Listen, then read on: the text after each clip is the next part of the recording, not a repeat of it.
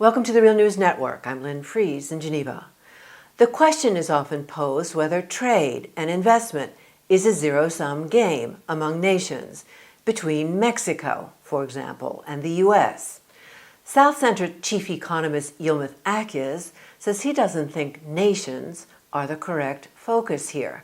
He said this at a South Center briefing for developing countries at the United Nations, Geneva. In this report, we feature clips of that briefing by Yilmaz Akyuz talking on the global economy at an event convened by India's permanent representative to the UN Geneva, Ambassador Ajit Kumar, as high-level representative of the South Center Council. Dr. Akyuz was given the floor in a panel chaired by Geneva's vice chair, the G77 plus China, Pakistan's Ambassador Tamina Janjua. We go now to our featured clips of Dr. Akyuz. Many developing countries have become so enthusiastic about globalization. In UNCTAD, we wrote our first report on globalization in 1997, and we came to two conclusions, and it's on record. We said it will create two things: greater inequality and instability. And in fact, it's happened. And we also said that it is as likely that the North may walk out of it as the South. Now, we left our development too much to global market forces. Transnational corporations, international financial firms, banks. We rely excessively on foreign capital, foreign markets, transnational corporations. We have one of the worst income distribution. Income is heavily concentrated in the rich classes, but we have the lowest savings and investment rates in the world, and we expect foreign direct investment to come and give us a boost. I think we need rebalancing. We need rebalancing. I'm not suggesting autarky. I'm suggesting a strategic integration. Integration that will support your development.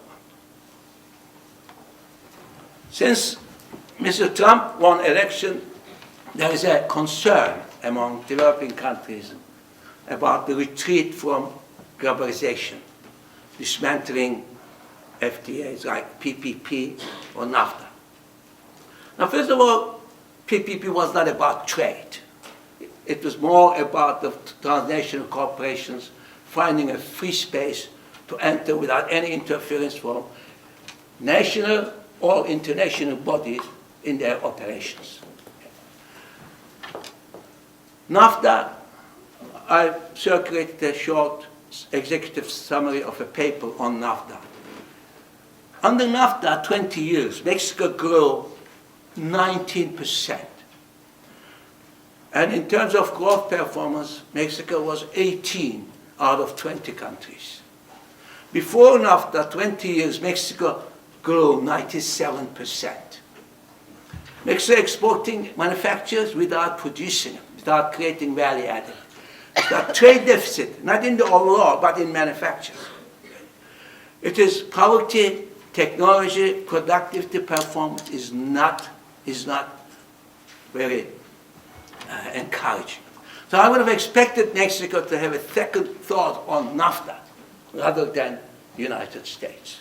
But that brings me to a bigger problem.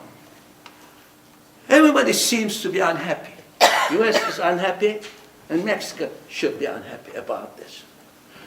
I think the question is often posed whether trade investment is a zero-sum game among nations.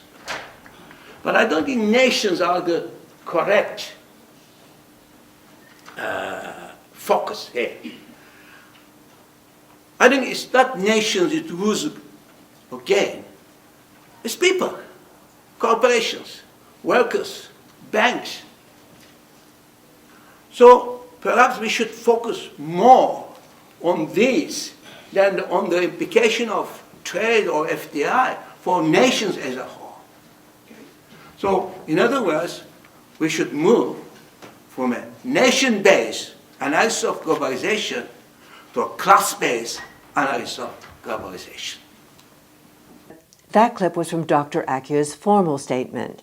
Our next clip features related comments with Dr. Akyuz speaking in open forum. Countries are jealous of their sovereignty, but they want the others to take obligations, and others cannot take obligation unless you take some obligations. The point is that obligations may be equal on paper, but in reality, they mean totally different things because of power relationship. Secondly, obligation that can be taken should vary according to the ability, capacity. And this was recognized after the Second War. Okay? In the GATT system, the European countries were given special privileges, certain opportunities. In the Bretton Woods system, aid mechanisms were created, multilateral. But there was this erosion of this, and you know it much better than I do. And now we come to a situation where countries pursuing their own interests without any international objective being agreed collectively. Okay?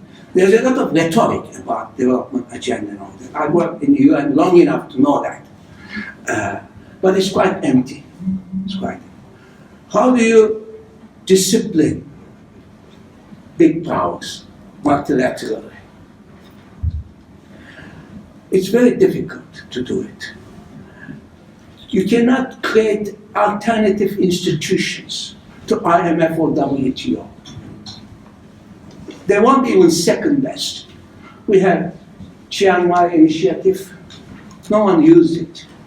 We had the G20 BRIC initiative on the contingency reserve facility, which is very small.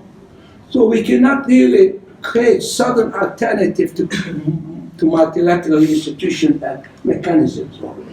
We have to really attack the multilateral system.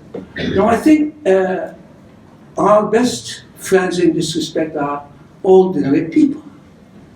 I think the inequality, injustices that the global system is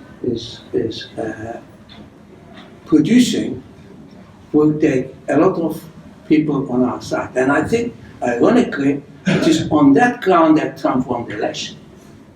Okay? I think the main point about American election is that why he won the election is the culprit is not on this side, it's on the other side. The people in Davos. These are the culprits. And you don't have to choose between the two. You don't have to choose between the two.